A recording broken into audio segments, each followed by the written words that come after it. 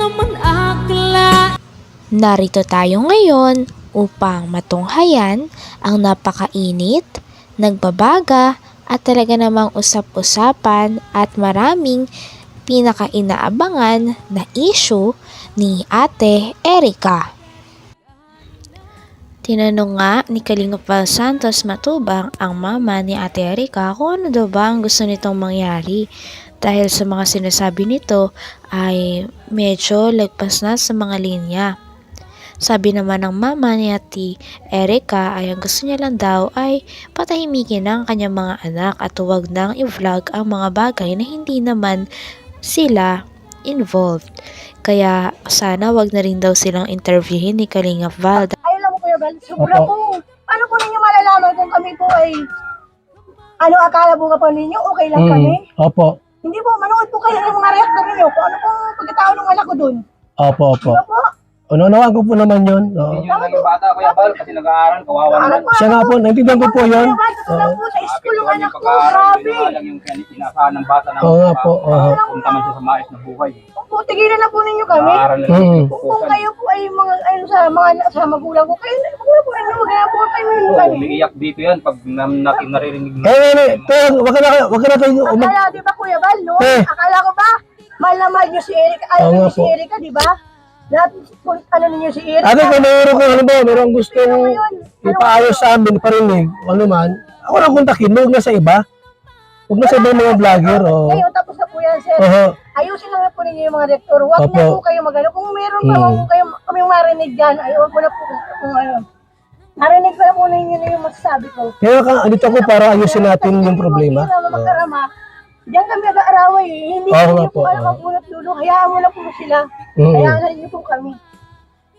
Yun lang po ang hiling namin. Opo, naintindihan ko po yun. Siyempre, masakit naman sa bata na Mas Kino-content. Ang ina, durong na po yung ano ko. Grabe yung anak ko umiiyak.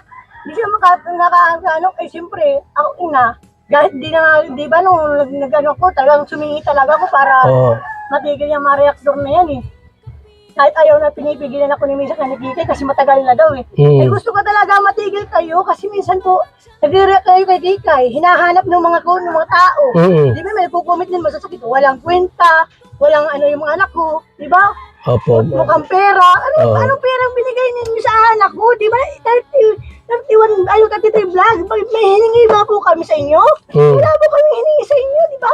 Ang gusto lang po na nahingi, kung may nagtao sa amin, may nagtulong, wala na po yun. Hindi na po namin kayo iniintindi. Wala na po kami. Kami po ay nagpapasalamat sa inyo at natulungan niyo si Erika. Opo. Kami yun na lang po ang pinakaano namin sa inyo. Maraming salamat po. So ate, ito lang, kung sakali meron kang mga gustong iparating sa amin, sama ng loob, huwag ka nang kumuntak sa ibang vlogger po kasi lalong lumala ang issue.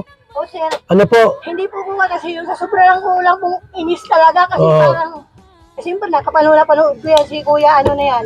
Sa pag-uusap nga ni Kalingap Val ay nalaman niya na ang tanging gusto daw talaga ni Gemma na mama ni Ate Erica ay maayos ang kanilang problema. Ngunit gusto niya na maayos ito sa pamamagitan ng sila-sila lamang ng mga pamilya.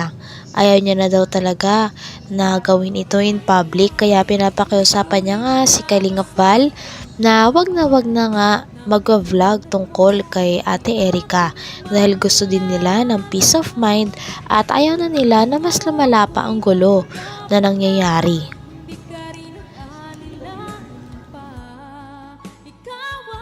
Po. Hindi po ko kasi yung sa sobrang kulang pong inis talaga kasi parang, siyempre nakapanood ko yan si kuya, ano na yan.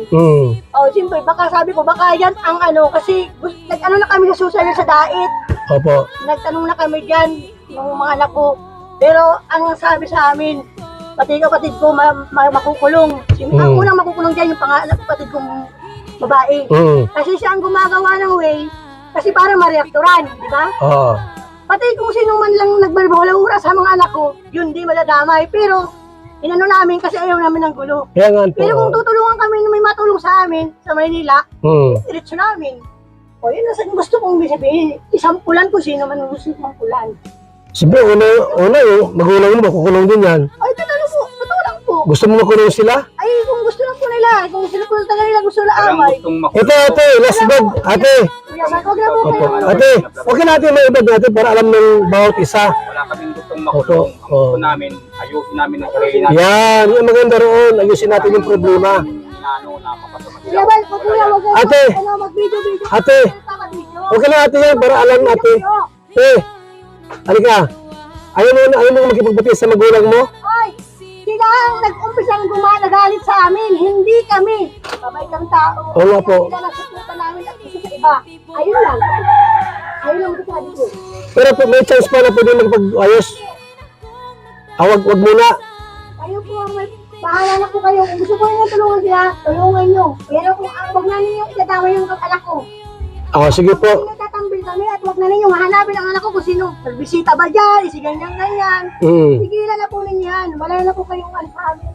At kami, kontento na rin kami kung inano niya kami, inakwil kami. Kami mag-uwi mag-isa.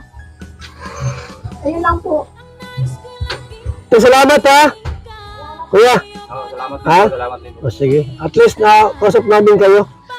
Kasi kiniklear ko lang kung talagang totoo yung sinasabi niya ay mahirap ng pagka di ko i-clear yan. Ano kuya? Sige, salamat. Okay, salamat ha. Sige. Thank you na. So ito mga kalingap, ang gusto na po ni Gina ay huwag nang i-thumbnail si Erica. Walang problema sa atin. Diba? So, family problem yan eh. Salamat po mga kalingap. Ang pag-uusap nito ni Kalinga Val Santos Matubang at ni Gina ay sa huli, naintindihan din ni Kalinga Val at ni Ate Gina ang isa't isa. Sinabi din ni Kalinga Val na ito na rin daw ang pinakahuli na magiging content niya tungkol kay Ate Erica. Kaya naman daw sasabihin niya rin ng mga vloggers na nagre-react sa mga video na huwag na rin ituloy at huwag nang gambalain sila Ate Erica at ang kanyang pamilya nang masolve na nila ang mga problema nila sa kanila lamang. So yan po mga kalingap. Ang gusto po nila ay huwag nang i-content. Huwag nang i-content si Erica o sila po mga kalingap. Ang sabi ko naman, huwag kayong mga magpa-interview kahit kanino mga vlogger para hindi na po humaba ang istorya. So ito pong video po ay last upload ko ito. At ngayon po ay August 6. So hanggang August 8 tayong mag-content. 9 po, sana wala na mag-content ng mga reactor ng Kalingap para huwag na rin po sila mag-content umakyat pa sa mga ibang live streaming para huwag na po humaba yung kanilang yung usapin tungkol dito dahil nga naman ang pamilyang away pamilya po ito. Ako po ay ako pinuntahan dyan sila para linawin ko lang yung sinabi niya po na walang binibigay si Kalinga Prab kay Erica. So ang sinabi niya na walang binigay nung umalis. Siyempre umalis, may trabaho, ay retirement, separation fee. Siyempre wala na umalis na Tsaka may usapin tungkol sa pera, ayun tungkol sa pabahay. So yan lang po mga kalingap. Pagbigyan natin yung hiling na huwag nang i-content kasi siyempre po yung bata kawawa naman yun. Nag-aaral po yung anak niyang si Erica po. So hiling lang po natin, huwag na siyang mag-content. Last na po itong ating pong vlog ngayong araw na ito. August 6. Last na po ito. Hindi na ako ma-content sa kanila. Kung yan ang request nila po. At hiling ko lang po na huwag na rin i-content. Huwag silang umakyat sa mga live streaming ng mga ibang pasaway na mga reactor na ang hangad lang po ay guluhin. Huwag na siya makikiandor. May problema siya. Meron siyang problema sa Kalingap. Siya mismo po ang direkta magpag-usap sa akin. Huwag na kung kani-kanino. Maraming salamat po. Hanggang dito na lamang muna ang ating napakainit, nagbabaga, pinakainaabangan at usap-usapan na latest issue ni Ate Erica. Maraming salamat sa inyong panonood. Hanggang sa muli. Bye!